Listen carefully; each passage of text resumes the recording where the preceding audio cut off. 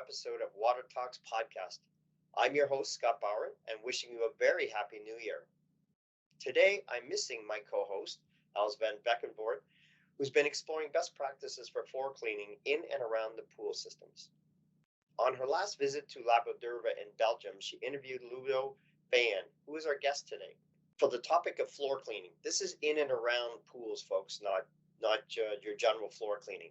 You may remember Ludo from a previous episode recorded at our Better Pools conference. Ludo is a professional engineer and chemical engineer who leads a state-of-the-art water quality laboratory in Belgium. He has been an advisor to public health throughout Europe and various regulatory bodies, and spent most of his days helping clients worldwide solve their pool problems. For those of you who are unable to attend the Mastering Measurements Conference, the video modules will be available online very soon, and you will want to check those out. You can purchase them as an access pass. Really great to enhance your CPO training, and also for new staff who may come in to bring them up to speed for your facility. Today is a topic of an interesting discussion, the relationship between pool and the surrounding area, the pool floor and the deck space. The how, the what, the why of cleaning your pool deck surface.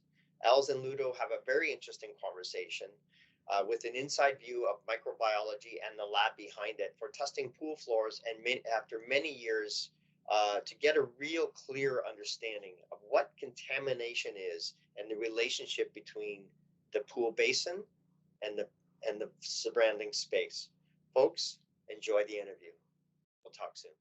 I think we had some good reactions to our last podcast. I think it was very interesting the time we had together.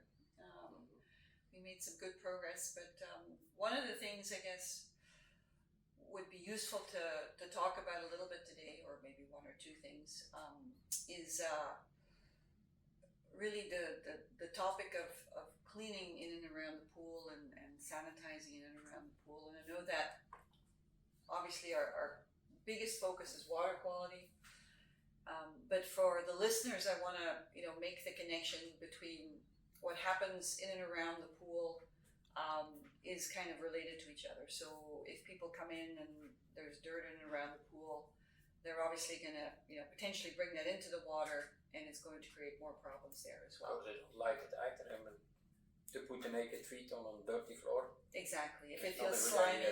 Yeah, and I know what that's like when you go into a clean pool environment.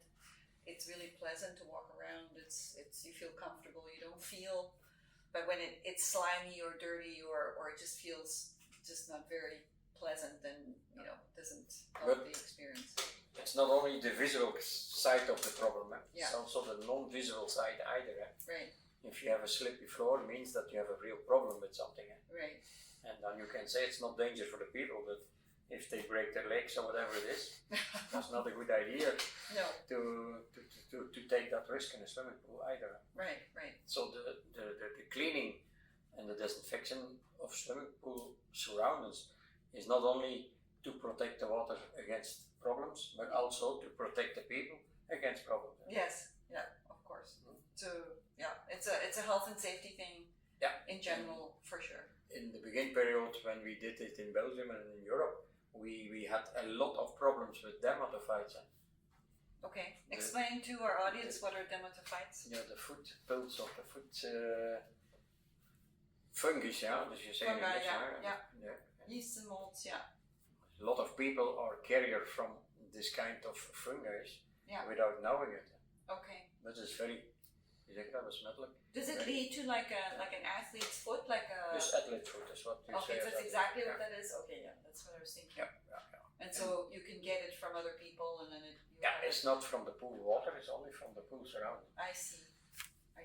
And we had 25, 30 years ago, we had about 25 to 30% of the swimming pool people who were contaminated with this kind of food fungi.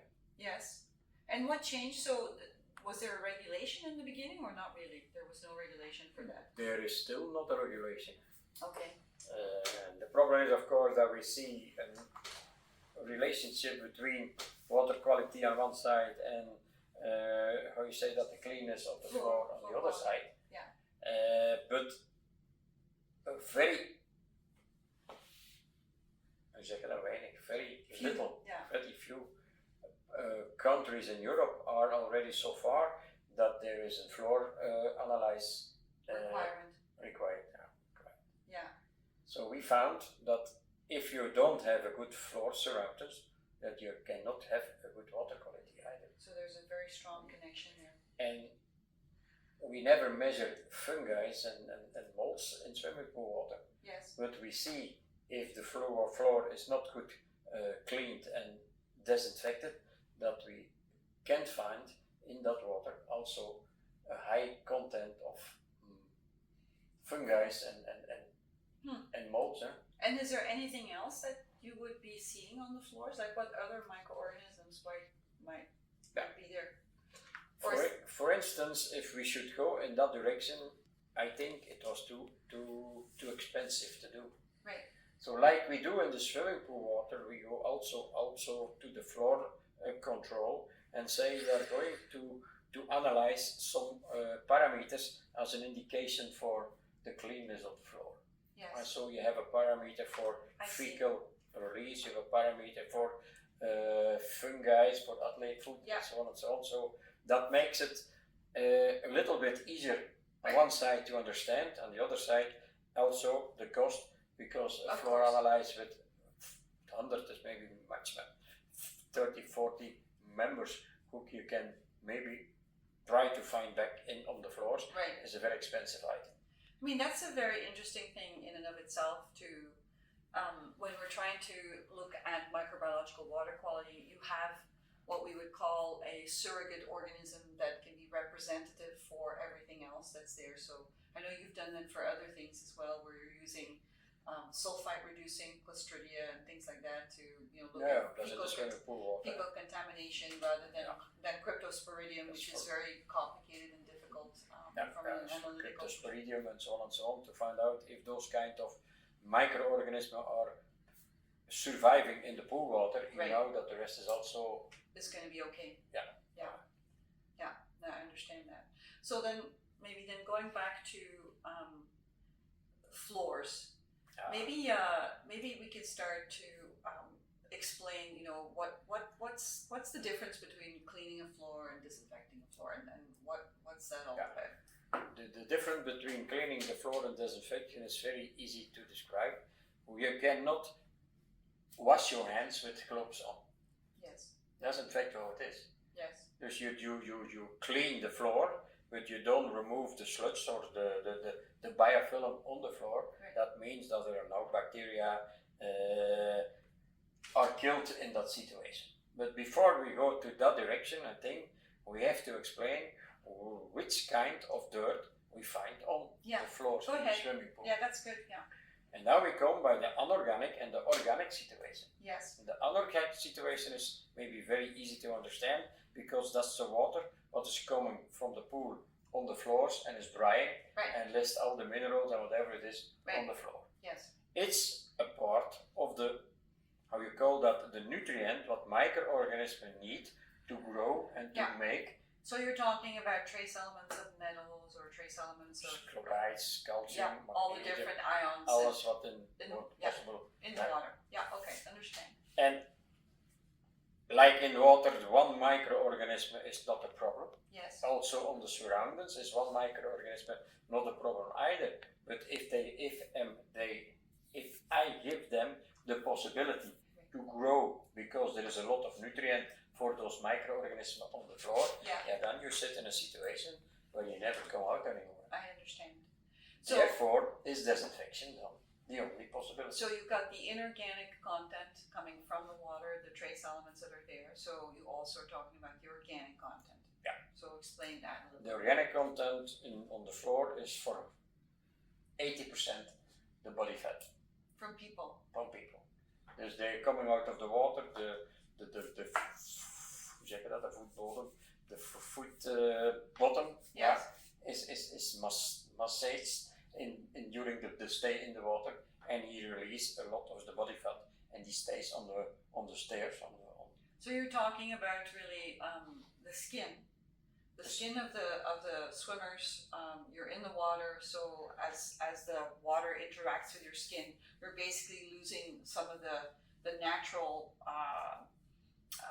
grease, I guess, that would normally the body fat, the body grease, that sits on the surface of your skin, and so that kind of comes off as you're walking around the pool. It kind of comes off. You step by step, you put your feet on the floor, Yeah. and that is a footprint for the body fat that you have with you on that moment. I see. Okay, so that's the organic content. All right. Yeah, and the unorganic content is the water. Yeah. It's of course very, very, very. So together, then, that's the perfect feeding ground for growing a biofilm. Really, is what you're. The two together is the ideal formula to get a good biofilm for microorganisms. Okay. On one side is the nutrients, and the other side is the problem, is the product. Yeah. So they also can protect themselves. The microorganism can protect itself against the disinfection product what you use. Yeah. If you have too much organical, maybe not so much the unorganic compounds on the floor, because on that moment your disinfection product has first to remove the disinfection of the disinfection product before he can kill the microorganism. I understand. And then you have a lot of work to do. And so this biofilm can then be a breeding ground for fungi, that you explained already. Could it also be a breeding ground for bacteria or viruses as well? Yeah. The alkaline side of the sludge who stays on the surroundings is a factor for microorganisms like dermatophytes and other fungi and so. Yeah. And the unorganical side of the situation, dus the minerals in the water, is the perfect breeding ground for normal microorganisms, human organisms like fecal streptococcus and staphylococcus and so on. So the different bacteriological Plus, challenges. another item what is important are the skin particles. Yes. They also stay on the floor, and that's then the best place where a microorganism can be and protect or is protect against everything what you use as some kind of a disinfection product. So one of my kids actually contracted adenovirus one time after being in a pool for a week at a swim camp. Would you say that was a water quality issue or a floor issue? That was a water quality issue. Yes. That means that there was some time a problem with the water quality wherein this kind of a virus could have. Because a virus needs bacteria to grow and so on, because Indeed. you can. So if you don't have a good disinfection regime and you have a period that your water quality is not enough sterilized, then you can have this kind of. But it could also be a problem from the surface around the pool as well, potentially. Yeah, it is potential possible that it stays there, that it is not. It's wet or it's not destroyed, that it stays there and on the way, hoe zeg je dat? Unguarded, yeah. Unguarded moment that you contaminate the pool water with it because pH too high, chlorine level too low, a lot of other or things. free active chlorine too low. Yeah, okay, as but we talked about the that's last the time. play between. Exactly. Okay, between the two. interesting. So we've got our different organic and inorganic materials that are on the surface around the pool area. So then maybe connect that then to what would be a good protocol for cleaning and what potentially that needs to happen after you clean. And why you mentioned the glove story. So cleaning is kind of like washing your hands. You can't wash your hands with your gloves on. Mm-hmm. Okay. So I think Same on the floor, that's a great analogy. So maybe let's go back to that and say, okay, so why are we cleaning? What are we cleaning for? First of all, without cleaning is disinfection not possible. Yes. That's very important. Right. Second is you have two kinds of dirt on the floor. Right. And you need also two kinds of product to remove it from the floor. Yes. So that means that we are using on one side an alkaline product, Yes. and on the other side an acid product. Yes. The problem is, of course, that we never know which layer is on which layer. Is the first layer an organic layer, or is the first layer an anorganic layer? Right.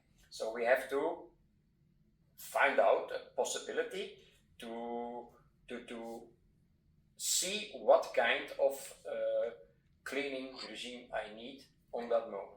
Okay, and how do you find that out? Yeah, okay. The best way to find that out is, of course, to give to let on a regular basis and floor analysis on special members of the microbiology to give me an idea of the kind of dirt is on the floor on that moment. I see. So if I find a lot of fungi on the floor, Right. then I know that we have an organic problem. Yes. If we have a lot of fecal contamination, Or pathogens, yeah, bacteria, staphylococcus, Yeah. and so on, then we know that this is an anorganic. Yeah. Okay. So the cleaning regime what we have to do is not possible to do it in the relationship to what kind of dirt we have on the floor, because we cannot take a sample every few hours to see what happens on that moment. No. Exactly. So we need to find a way in a week time, how you call that, a regime that you say 1 time or 2 time alkaline cleaning, 1 or 2 time acid cleaning. I see. So you alternate one and the other, Alternate, because you so don't that one know. way Yeah. you're going to get there. Yeah, you don't know which layer is on which layer, so you have to Alternate. alternate. Yeah. And what kind of products then for cleaning would you recommend? Because obviously, there are lots of products available for cleaning. Some good, some not so good. Is there a specific recommendation, or maybe you can say what definitely not to use? Perhaps that would be maybe another way to look at it as well. To be honest, I think that the kind of product we use is not so important. Okay. If the one is acid and the other one is alkaline, Yes. you have to do what you have to do. Okay. Okay, you have to be carefully in that situation. When you go to an acid, what is too acid on the floor, you're going to hurt the scale on the tiles, and then you make it a bit more difficult to clean. I see. Because cleaning is not only a disinfection situation, it's also a situation that the people who are coming in are afraid to walk over the floor because they see everywhere dirty places. Yes. So it is a mix of the two. I see. What we don't see is, of course, the most dangerous. Okay. That's the microorganisms. Yes. So if we have 2 kinds of dirt on the floor, one side the body fat and the other side the anorganic minerals from the water, we have also to use 2 products. Yes. So the alkaline product is the one who is removing the body fat and the fatty Fatty acids. fatty Yeah. acid, And the other side, the minerals, is by a weak acid. A weak acid. We warm a weak acid against, we have joints around the tiles, and if we are going with a too strong Then you're going to start. acid product on Yeah. the floor, Yeah. you will have after a couple of months' time that The ground. the ground is gone. You Yeah. have places where the water can stay all the time, And then you got a real problem. and your cleaning regime or whatever it is not able to clean those joints. Yes, understood. So you have your alternating regimen of a weak acid and alkaline product. Then what do you do after that's done? The best way for cleaning should be, but that's not possible I think, is starting on a Monday with an alkaline cleaning regime and right after with an acid cleaning regime. So at the same time you 2 times, in the cleaning period you do that should be the most ideal situation. Ideal But situation. that's and first the Thursday alkaline then and the acid. Tuesday and everything, and then the day you do first acid and then alkaline, And then and you the other swap day it. you do alkaline and then acid. That's in a swimming pool, of course, Complicated. a nice idea, but it's not possible to do. Yes. So if you want to know how the situation of the condition of your floor is on microbiological way, you need in fact a floor control with microorganisms, Yes. with the Petri disk, and to find out. So we're What we gonna find. go and take a little look in a little bit Yeah, just to we- see we what can those see that in what the those lab, look like. Yes. Yeah. Now, in general, in Europe, and that's a common practice, I guess, or for a number of countries, you do the floor analysis. Yes, is this in many countries already? Yeah, it's not necessary. Okay. There's no regulation who has to do it. So the regulation only say that the floor has to be safe. Yeah. Point. Okay. And that's very difficult. That's a very subjective way to say it has to be safe. Yeah, I understand that. And what we don't have noticed on this moment is, of course, that the way how your pool is built is very important to find out, of to have problems or less problems with the surroundings. Okay. For example, if the water is going to the pool or away from the pool on the surroundings, that makes a big difference. Yes, and of course so construction of the pool is the first item you have to look to, because if your construction is wrong, is not good done, you cannot remove or not. But if all your dirt runs into the pool, from the floor, then that can be a potential problem. But you also must have the possibility to clean it. Yes. If the surroundings is doing this. Right. Yeah. And the dirty water what you use to clean comes into the pool water, then you have maybe a good surrounding, but your pool water is a big problem. Yeah. Yeah. That's what we see on a lot of places. And then is it not possible to clean like it has to be, and then you are in a circle where you never come out anymore. What do you do in those situations where you have like a really poor construction and the water doesn't drain properly away from the pool? Yeah. Then I think that you have to clean the floors together in small parties. Yes. Not a big party in one time. Let's say I start with 2 meters or 2.5 meters, 3 meters. I do this and so on and so on and so on, but it's very difficult. That is not only difficult, but that costs a lot of time. So a lot of pools that at least when I've spoken to pool operators, they use just a stronger chlorine solution to clean around the pool or to sanitize around the pool. What are your thoughts on that? Yeah. For the floor, I think is maybe a good idea. Yeah. But for the pool water, it's a bad idea. Right. Because on that moment, you create with those organical and unorganical particles on the floor a lot of disinfection byproducts who are coming anyhow into the water. Yes. So it makes also that your filtration system and your disinfection regime has to be a lot more efficient. Yes. To manage that. To manage it, and certainly the most important parameter of pool water is the pH. That's right. If you influence the pH on both sides, it's not going to work. Yeah. But I guess that would also be true if you're using your weak acid, or you're using, if any of those products come into the pool, both your alkaline cleaner and your acid cleaner, it may impact, of course, your process, and you'll have to make sure that you make allowance for that and you manage it carefully. I imagine, yes. Yeah. So after your cleaning is done, would you then do any additional sanitizing? Yeah, look, if you have a good cleaning regime, you don't need to disinfect your floors. Okay. So when do you need to disinfect the floor? Is because when somebody arrives in the pool at 9 o'clock, he still has a good, safe surroundings, right? Because it's just open. Been cleaned, yeah. But 3 or 4 hours later, somebody else comes in the pool, and he has, in fact, brought some cross-contamination. He must have the same situation as the one who came in the morning. Yes. So if you want to get this, you cannot let this going on for 12 or 8 or for 10 hours. Yes. So you need to do something during the day, right. And that's what the disinfection rounds. Yes. Call. So with a peroxide solution, chlorine is, in my opinion, not the best way to do it. Yes. Quaternary ammonium compounds, certainly not, because tell us about that. Why is that a problem? It makes a ski pist of your swimming pool, and very slippery. A lot of very slippery. A lot of people are falling down, and it's worse. It's worse to go home with a broken leg than with a fungi, because the fungi you only see 3-4 weeks later. This one is direct problem. It is. And what does that do to your pool water when you're using those kinds of products? Yeah. It's in years.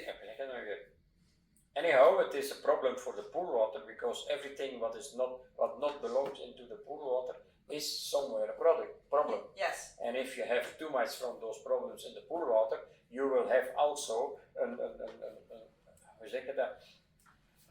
a high level of body fat, each Fatty product, acids. whatever it is, in your filter medium, that your filter medium also is not anymore like it has to be. Yes.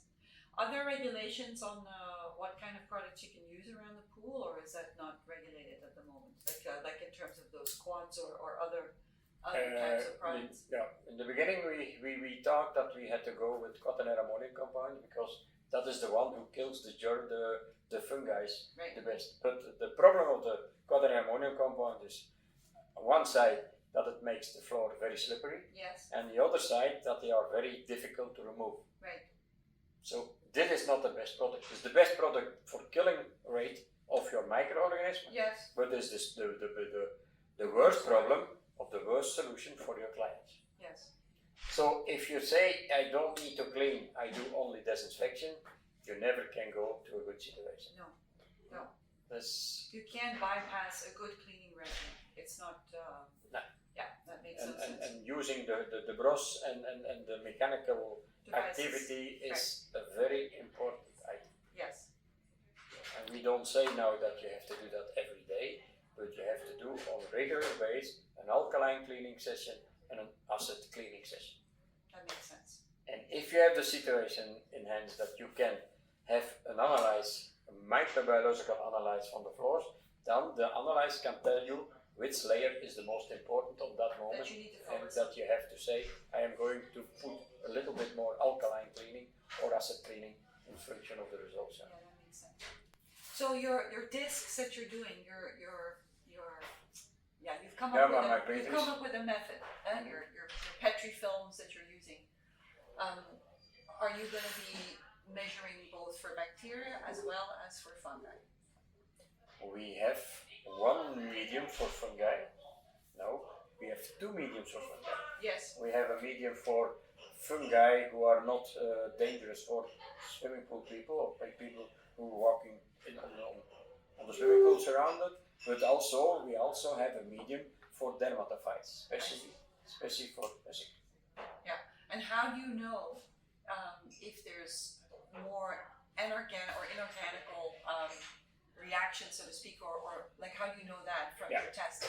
We have also other microorganisms. Yes. Like coliform E. coli and Staphylococcus. They give us another idea about what the problem is on that moment. So you also will measure for those. You'll see if you'll grow those. Yeah. I see. Okay. And if you have all the time problems with a lot of, Staphylococcus aureus, that means that has to do something with the beta load. Yeah. And if you have all the time E. coli and Pseudomonas aeruginosa into the water, it means that you have fecal release or fecal problem. Yes, and your filter isn't really necessarily. Filter and floor surroundings maybe I know, don't it's have anything difficult. to do. Yeah. But there is anyhow an influence between surroundings and swimming pool water. Only it's very difficult to make that difference. Because if your pool water is good disinfected like it has to be, then they can be problem. No, it won't be a problem. No. Then they are not present in the water. Understood. So Staphylococcus, if that's a major issue, then you have too many people around the pool. Is that what you're saying? That is the beta load, indeed very high. Very high, and you need to make sure that you do extra cleaning, or you need to. Extra cleaning, and of course extra disinfection too. Yes. But then we have to find out which product of which kind of products are a good idea. Right. Like I said, that the quaternary ammonium compounds are a very, very good disinfection product. Right.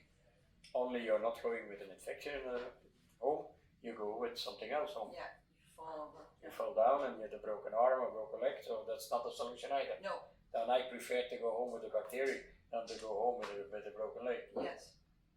Yeah. And the tool to find out which way you have to go is and stays the whole time with an analyzed microbiological analysis of the And floor. so you do this with a number of pools every month. Is that right? Every month in relationship to the pool. Yes. On several places. Yeah.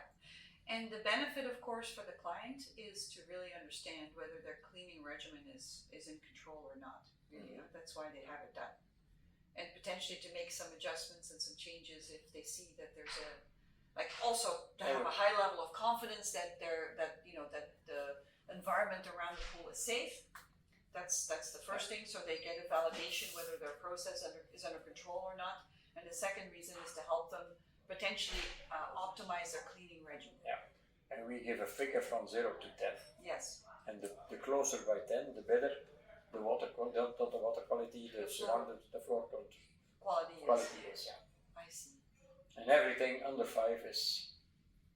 And can clients do this themselves? Like the reason I ask is because obviously, this is not readily available, in North America. There was something in time available, but the problem is you don't have anything about it. I mean, let's say the slides. There were slides on the market. There are still slides on the market. Right. They can you put on the floor like we do it with the Petri plate today. That with some other thing, but it's the same. Right. But it's only a total bacterial reading count, which it doesn't really and give that doesn't tell me anything. Yeah, you need that speciation. You need I need to know where the problem is coming from. Whether it's an organic or an inorganic problem. I understand. And the kind of bacteria and the quantity of the bacteria give us an idea what is in fact the problem in this cleaning regime. I understand. Okay. Now it's sometimes confusing because the one way we say more alkaline. Yes. And a month later we say more acid. More It is a little bit logical because in the situation of the pool is most of the time everything or nothing. Yes. If we say you have to clean acid, they clean every day acid. If we say you have to clean alkaline, they clean every day alkaline. But the mix you have, the art of the cleaning regime is to find the best way. One day alkaline, 2 days acid, another alkaline or not, but that depends the situation after a couple of months. Yes. You follow that situation. So really it will help you to get your regimen, optimal in an optimal way. Because if you get good results from your lab test, then you know that you're doing it right. Yeah. And I tell all the time to the people, I make visible what you don't see, so that you can make the conclusion what type of cleaning product I'm going to use now. Yeah, that makes sense. And okay, if I do that once a month, it's maybe not enough, but you cannot do it every day. Of course not, no. And the problem is also that dermatophytes, for example, needs a lot of time for incubation. To grow. Yeah, the 21 days is over. It is now only 10 days. Don't look to me, we maak de grond tegen. Yeah, of course. So the dermatophytes are they take a long time to incubate. So a longer time. Like it used to be 21 days. You said it was 21 days, long time ago. Now we have a better medium. Yes. And now we can do it within the 10 days. Okay. So in that way, it truly is a validation test in the sense that it validates whether your process, what it was doing 10 days ago or whatever it is that you took the sample. But it can help you to really improve, I guess, cleaning regimen in the first place, and then hopefully you'll get to a level of control where you see that those results are coming back clear. Is it a costly test if people wanted to get it done? The bacteriological analysis, you mean? Yeah. It's not going to cost more than an bacteriological analysis for water. It's the same. It's about the same. Okay, so it's not. Okay, for most of the labs, maybe the dermatophytes a little bit more complicated because they are not used to do it, but once you have done that for a couple of months, then you see what you have to know and and then you don't need to identify a lot of colonies what you see on the plate to find out is it really a dermatophyte or not, and you can see it with your own eyes. Excellent. Okay.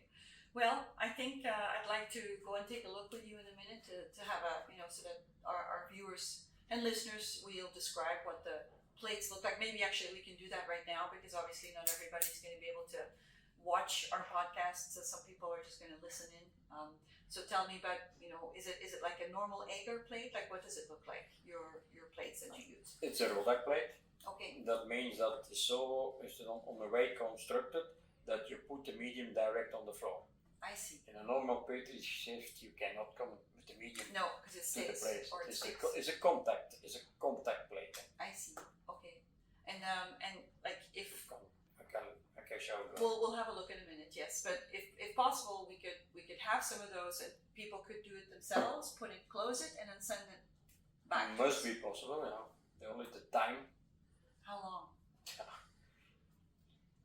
Dermatitis is not a problem. Fungi is not a problem either, but the rest is going in 24 hours. So it's gotta be. That's the challenge. That's the problem, huh? Yeah. No, I understand that. Okay. And if you have already something on the plate before you put it in the oven, it's very difficult Yes. to make a conclusion. Yeah. No, I understand that. I think in general, I think it's been very useful to understand though what the root causes are of your contamination, and that you have to have a very specific approach to deal with your inorganic and your organic contamination around the pool. That you need to be mindful of it. That your cleaning regimen, you can't just be doing one thing all of the time because you're going to run into problems. And to have that validation, if possible, through a lab test. Yeah, it's a little bit making visible what you don't see. Yeah. And if you see it on the way of the microorganism on the Rodak plate, then you know that there is really something present on the floor. Exactly.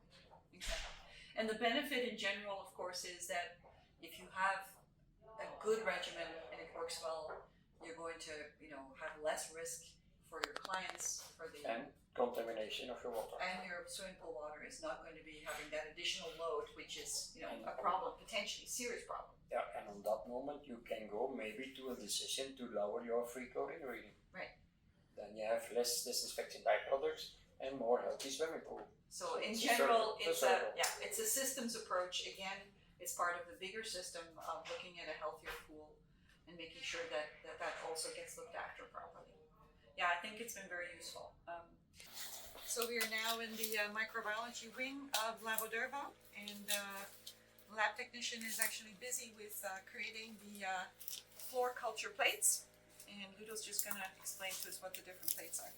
Yeah, this is for one sampling place, and we have a plate for coliform bacteria, for E. coli, for Pseudomonas, for intestinal enterococci, staphylococci, fungi, and dermatophytes. Everything. That's the whole story of the whole. That's amazing. So the organic load is where the dermatophytes are causing the problem, and then the inorganic load is where the potential bacteriological analysis is going to create a problem. And so Ludo, those are then pressed upside down. You see how it is made. Yeah, like a gel. You can press bring it down. the gel or the medium direct in contact with the floor. Surface. There's no plastic around it. And you close it, and then it gets sent off to the lab within 24 hours. It has to be analyzed. Or it has to be, well, it has to be. 24 hours is not possible. No. I There's mean, two is it 24 has hours. to come to the lab within 24 Ah, hours within, for incubation. Okay, when you have a cooling, you can take it a longer time in the fridge. Okay. Before you have to put it in the incubator. Okay, and then when you put it in the incubator, it grows at what temperature? Oh, different temperature. Now we have to go to the other side. Okay, so we're in the incubation room of the microbiological lab here now. So Nico is the lab technician who's responsible for the microbiology, and he will explain briefly what happens as those analyses are done. Go ahead. Yeah, the yellow colored colonies are coliform bacteria. Okay. Positive.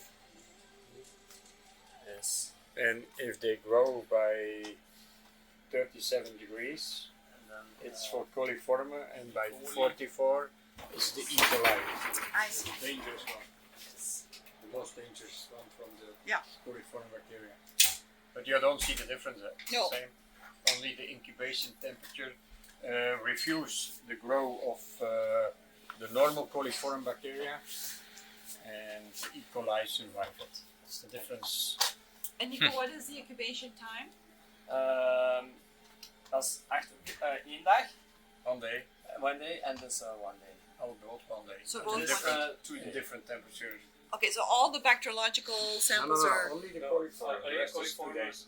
And 1 more. day. Yes, 2 days. Yes, so the other ones are 2 days, and then your dermatophytes are like 10 days. And Maar doen we Three- nu 10, hoe lang is three, het? 3 days. 3 days now. It It was 21 days. dermatophyte and Fungi. fungi. Or 3 days. 3 days. Okay, so after 3 days, you would normally then, I mean, within reason, you get your reporting. So within 5 days, you would know what your results are. Within 5 days or so from getting them to the lab. Ja, vroeger was dat 1 dagen. Hè? Ja. Nee, het was vroeger veel langer. Ja, nog langer, maar Dit 20 dagen. 21 dagen was het Yeah, voor die, yeah. So it used to be much longer than that. Nu 3 dagen, dus dat is een heel groot verschil. Ja. And so what does it look like when they're growing on there? Okay, so you want to zone in on that? Red. It's a red colony, dit is not You're in de sure? rooi op.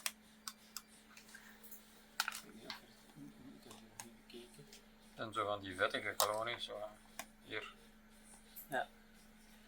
Zo. Nog niet helemaal, hè. Looks like a jello. So We what vinden are, niet zo what are vaak, the other ones? The other ones are non-specific fungi? This is a fungi on the Yeah. medium, but not a dangerous one. Not a dangerous one. We don't so much anymore the dermatophytes. There was a time it was a lot more than now. Yeah. It's also pending the time of the year also. I guess so, yes. I imagine that could vary greatly. Okay. Well, that's very interesting. Thank you. The explanation of it Ja, is- dat maar nu. Okay, so I think that's it for now. We'll go back to Scott Ja, and dan I. moet je tellen Thank vandaag. you. Ja, Je moet er niet terug. nee. Dit zijn, nee, ik zijn er aan het zoeken die er wel zijn, maar die zitten geen in direct. Het zijn allemaal bijgroei. Het zijn schoon kolonies. Die liggen er ook in. This one. That's Yes. Legionella. Yes. You can see here. Ja, de non-chromophila. Kijk maar eens. The non-pneumo. Kijk, Ja. de non-chromophila geven dus, Come and look under the lamp there, Jim. geven dus een fluorescentie. So that means it's not a problem. Yeah, that's a problem. Well, it's a problem, but it's not, danger. it's That's not not the a most danger. dangerous one. No, it's the not dangerous one, but Dus, Okay. If Do you you have- do Legionella in pools too? in pools with aerosols, yes. Okay. Not in normal pools, but pools where air is blowing into the. And is that a We do. legal requirement? That's a legal requirement. How often? 2 times a year. Well, okay. So that's part of the new regulations as well. in de andere tijd. That makes sense, of course, because that could be a risk. It's a dangerous Serious risk, situation. yeah, for sure. Well, there you have it, folks. A clear blueprint for best practices for pool deck cleaning. Alternating between alkalinity and slightly acidic cleaning solutions is the key. Ensuring the pool deck runs away to drain from the pool, and considering the possibility of cross-contamination if it doesn't, making sure all the water from the deck space goes to drain, not into the swimming pool. Also helpful to clean smaller sections at a time. So use your cleaning solution, wash it down, move on, rather than trying to do the whole thing and risk cross-contamination. Avoidance of hazardous and harmful and incompatible chemicals is also key. Using chemicals that are comfortable with the pool. And always try to get eco-friendly if you can. Laboratory testing is helpful and not very common here in North America, but it's coming, I'm sure. If you really want to find out where is microbiology coming from, if you have a foot fungus, where is it starting? You can find out through testing. If you have any questions today about today's episode and want to learn more about this topic or any other topics we've covered, or if you have ideas for the future, please let us know. You can contact us at mywatertalks@sanecotech.com or info@sanecotech.com. In closing, folks, thank you again always for tuning into our podcast. You can re-listen to this episode by subscribing to this YouTube channel. And please don't forget to subscribe, share, or like our channel so that you can hear updates, and we hope you enjoyed our show today. Until we meet again, enjoy your weekend, be safe, take care.